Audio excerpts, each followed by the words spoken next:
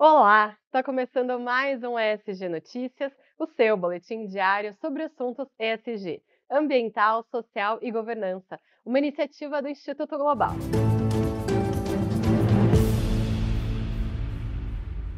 A XP Investimentos inaugurou um novo espaço de relacionamento em São Paulo. Localizada na Avenida Faria Lima, coração do mercado financeiro da América Latina, em São Paulo, a flagship da instituição no Brasil instalou a primeira fachada em LED Glass no mundo fora da China. O projeto foi feito pelo arquiteto e artista Multi Randolph e desenvolvido pela agência Anovius, responsável pela integração das empresas e soluções com a XP. A tecnologia LED Glass foi inventada pela multinacional chinesa Nexnovo, que atua no Brasil junto às empresas Promark e Elite LED. Atentos aos critérios de sustentabilidade e às diretrizes ESG, a parceria entre essas empresas passou a contar com o reforço técnico e corporativo do Grupo Arnone e do Instituto Global ESG. Alexandre Arnone, chairman do Grupo Arnone, e Sóstenes Marchesini, sócio-diretor do grupo em Brasília e vice-presidente do Instituto Global ESG, contam que contribuíram para a expansão da tecnologia LED Glass no Brasil e no exterior, trazendo soluções inovadoras e sustentáveis ao mercado com as diretrizes ESG e apoiando, claro, os objetivos sustentáveis da ONU. A inovação permite uma integração arquitetônica quase invisível, sem comprometer a visão interna, proporcionando exibições vibrantes de conteúdos visuais. E olha, mudando de assunto, o Ministério da Saúde confirmou ontem 2 mortes por febre oropouche no interior da Bahia. Os casos já estavam sob investigação. As vítimas são mulheres com menos de 30 anos e sem comorbidades. Elas apresentaram sintomas semelhantes aos da dengue. Mais informações agora com a Bianca Rocha. Camila, a investigação dos casos foi feita pela Secretaria da Saúde do Estado da Bahia, o CESAB. Até o momento, não havia registro na literatura científica mundial de óbitos causados pela doença. Continua em investigação um óbito em Santa Catarina e foi descartada a relação de febre oropouche de uma morte ocorrida lá no Maranhão. Estamos na metade do ano e já foram registrados mais de 7.200 casos da doença em 20 estados brasileiros. A maior parte dos casos foi no Amazonas e em Rondônia. O Ministério também informou que está investigando agora 6 possíveis ocorrências de transmissão de mãe para filho durante a gestação. São 3 casos em Pernambuco, um na Bahia e 2 no Acre. Em 2 casos, houve a morte do feto. Também um aborto espontâneo e 3 casos apresentaram anomalias como a de microcefalia. As análises estão sendo feitas pelas secretarias estaduais de saúde e especialistas com acompanhamento do Ministério da Saúde para concluir se tem relação a febre do oropouche com os casos de má formação ou abortamento.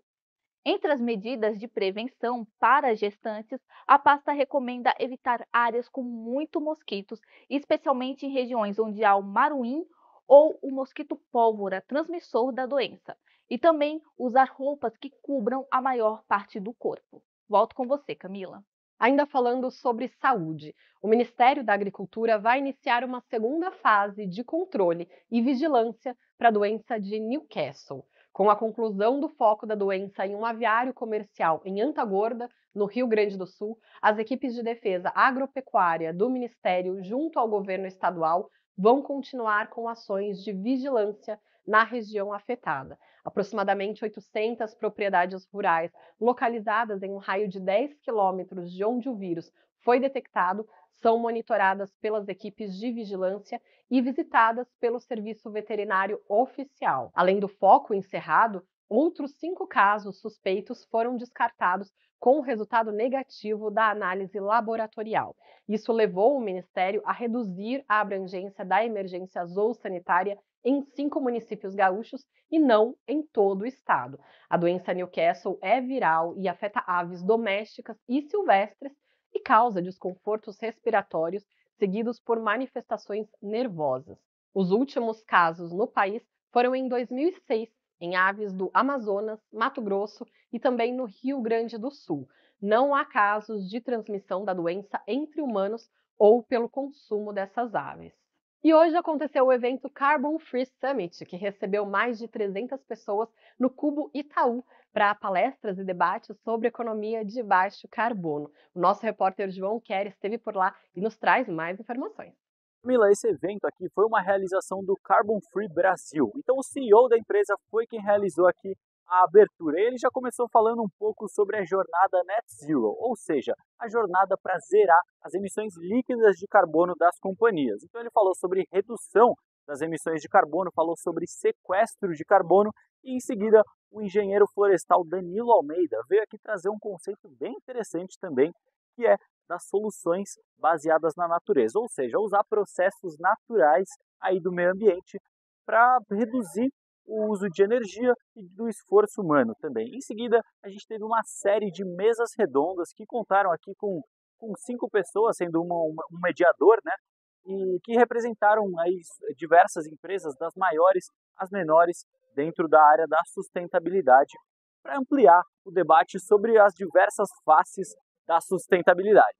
As mudanças climáticas, elas são uma emergência global e a gente sente muitos impactos disso aqui no Brasil. A gente está falando de recentemente, né, tragédias no Rio Grande do Sul, secas em outros lugares do Brasil. Assim, as mudanças climáticas estão se intensificando e ficando piores para a população, principalmente mais vulnerável. É responsabilidade das empresas trabalharem para reduzir essas emissões de carbono e fazer com que a gente possa enxergar um futuro melhor. Aqui a gente está vendo empresas líderes de mercado abrindo para todo mundo o que elas estão fazendo de práticas sustentáveis, de práticas de descarbonização. Então, eu acho que assim, ver esses cases, a entender qual que é o caminho das pedras que várias empresas estão trilhando e principalmente sair com aquela inspiração e aquele conteúdo que vai poder, na prática, segunda-feira, botar para rodar nas suas áreas de sustentabilidade, eu acho que é isso o principal delivery que a gente está trazendo para as pessoas que estão aqui no evento. E o material completo sobre o evento, Camila, já está disponível lá no nosso portal Global ESG. E o ESG Notícias de hoje fica por aqui. Mas se você quer ficar por dentro dessas e outras informações, você já sabe. Acesse o nosso portal globalesg.com.br e fique atento também às nossas redes sociais. Obrigada pela sua audiência, nos vemos na próxima edição. Até lá!